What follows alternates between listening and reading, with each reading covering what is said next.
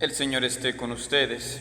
En este 12º encuentro vamos a hablar del hombre como creador creado.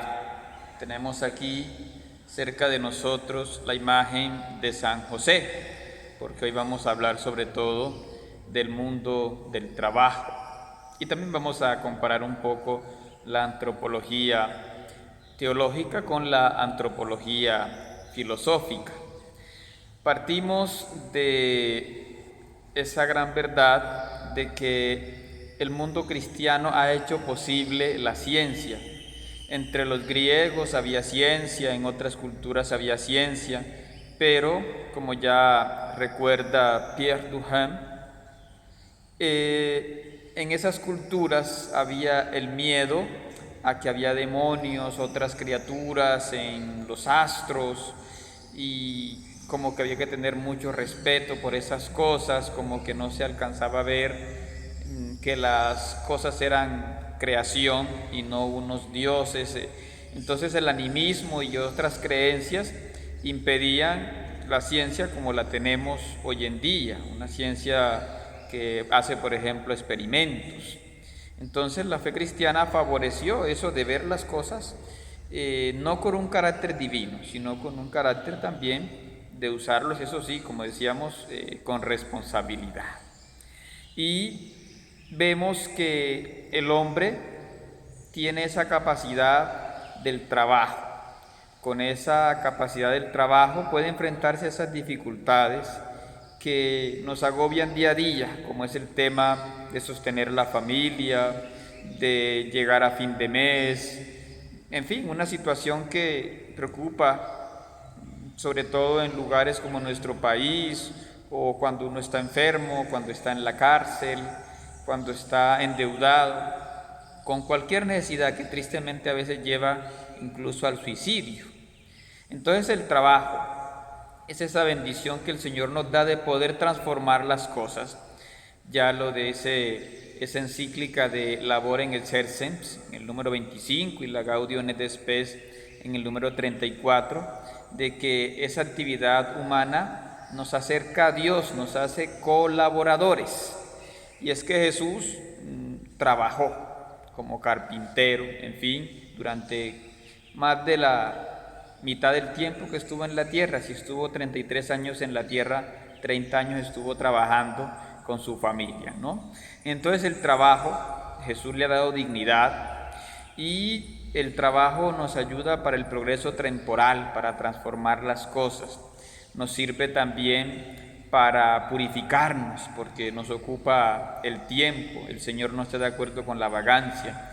El trabajo nos exige usar nuestras virtudes. Además, el trabajo nos permite ejercitar la caridad, es decir, de mi trabajo puedo ayudar a otras personas necesitadas.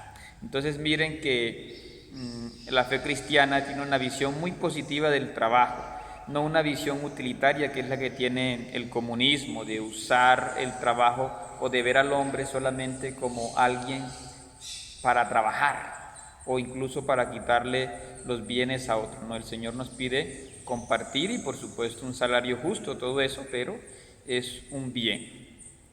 También el Papa Francisco en su Laudato Si nos habla del respeto de la naturaleza, de la creación, de usar bien la tecnología, de rechazar la contaminación, pero a la vez rechaza el control artificial de la natalidad y el aborto, porque a veces escuchamos que la gente dice que para cuidar la naturaleza, en fin, hay que ojalá acabar con el hombre porque parecemos el estorbo. No, recordemos que nuestra fe cristiana tiene una valoración muy positiva de la vida humana, no nos considera los villanos, sino los más queridos por Dios.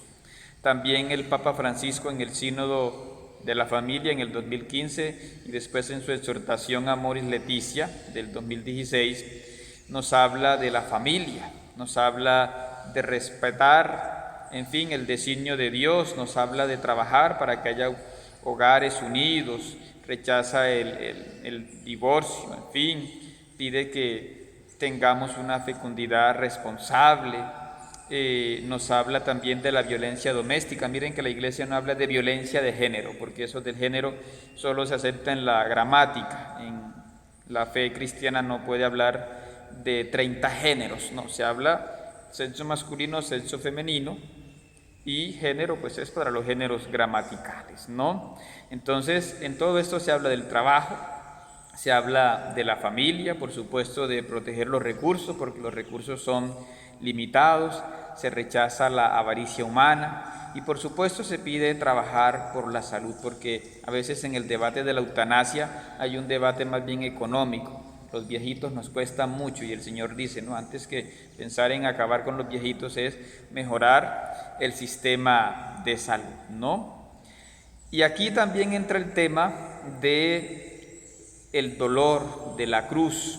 Eso hace parte también del trabajo, ¿no? Porque, como decíamos, el trabajo nos ayuda a pensar en los demás. El cristiano piensa también en la cruz de Cristo, pero esa cruz es para salvación, esa cruz es redentora. Fray Nelson Medina, cuando hace la reflexión sobre San José Obrero, nos recuerda que la figura de San José tiene 4 grandes cualidades. Una, que rechaza el ocio vicioso, es decir, estar allí sin hacer nada, sin aprovechar el tiempo. Segundo, que rechaza el exceso de trabajo, ¿no? Hay que darle cada cosa su tiempo. Tercero, que rechaza la explotación laboral y la mala remuneración, la desprotección, lo que veníamos diciendo, ¿no? De cuidar también el empleo y todo eso, ¿no? Cuarto, rechaza la mediocridad, ¿sí? Del trabajo.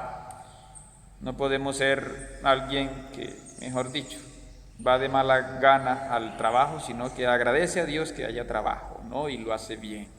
Y podemos añadir que debemos rechazar trabajos que van contra la dignidad humana, ¿no? Todo el tema del narcotráfico, de la prostitución, en fin, todas esas cosas que dañan la dignidad humana, y la Iglesia siempre ha rechazado trabajos que dañen ese respeto por el ser humano, ¿no?